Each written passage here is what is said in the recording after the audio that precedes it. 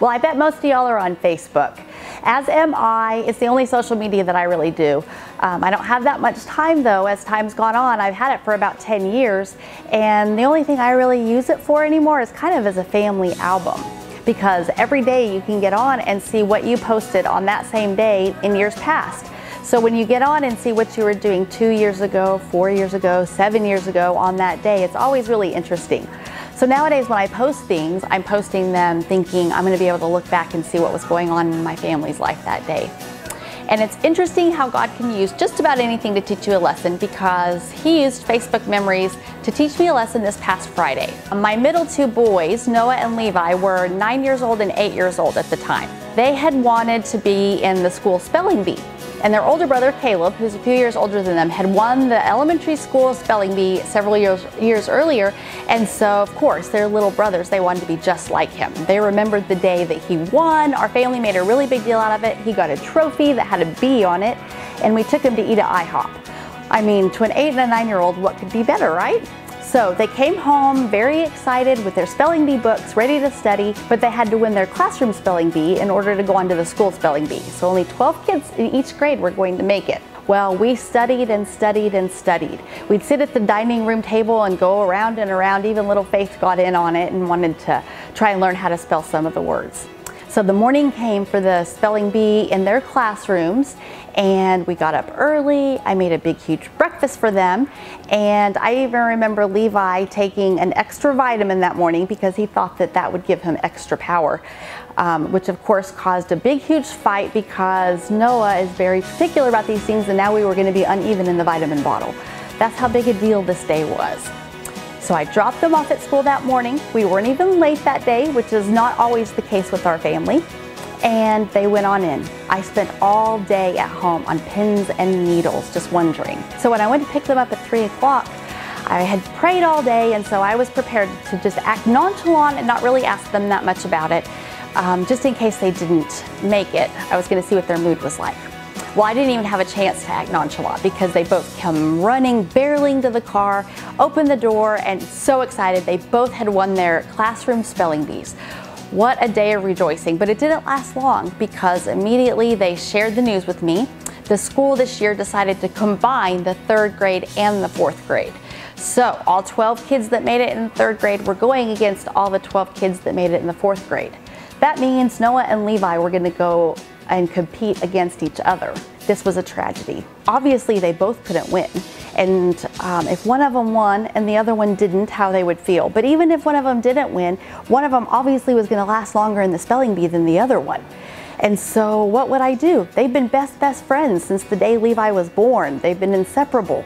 And now they were competing against each other. So I spent 2 weeks worried and concerned and praying and worried some more, all because what was I going to do if the what ifs happened and what could happen? How many times do we all do that?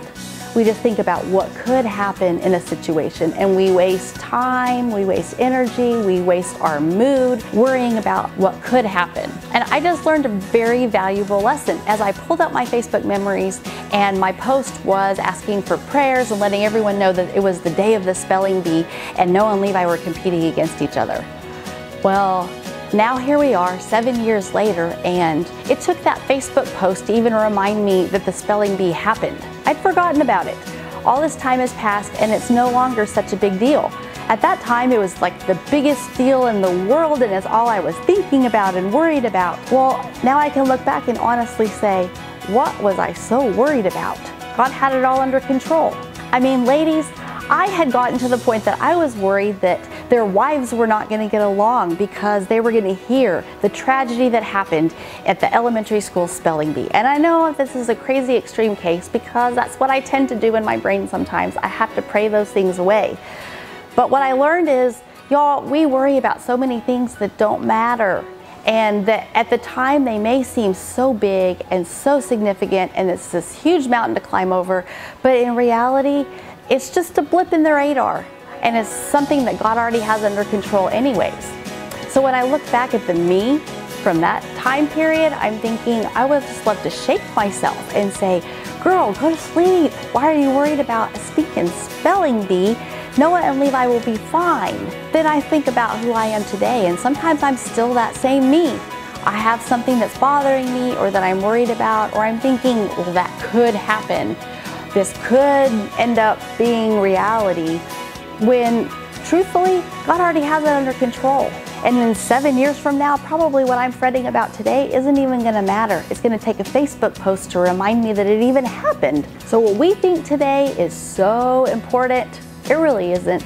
Whatever that big spelling bee is that you've got going on in your life that seems so big, insurmountable, huge, gigantic, and it's this mountain that you can't imagine getting past, and all you're thinking about is what could happen.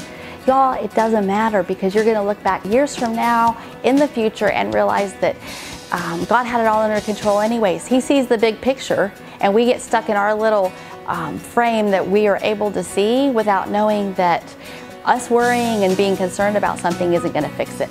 What you and I both have to remember is that no matter what's going on, God has a plan. You just gotta pray and do your best to follow His lead and let Him walk you down just the path that He wants you on. So if you've been losing sleep over something, you're worried about something, y'all go to bed and get you some sleep. But for those of y'all that are interested to know how the spelling bee turned out, I'll tell you, neither one of my boys won. They both got out in middle rounds, and I'm not even gonna tell you which one got out first, because I doubt that they probably even remember.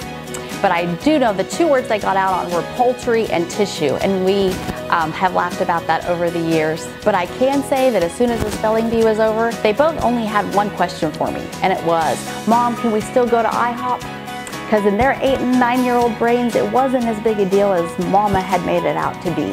And now Noah and Levi are 15 and 16 years old, and they're still the best of friends, and I'm quite positive that someday their wives will be best friends too. God's good, y'all, all the time. Love you.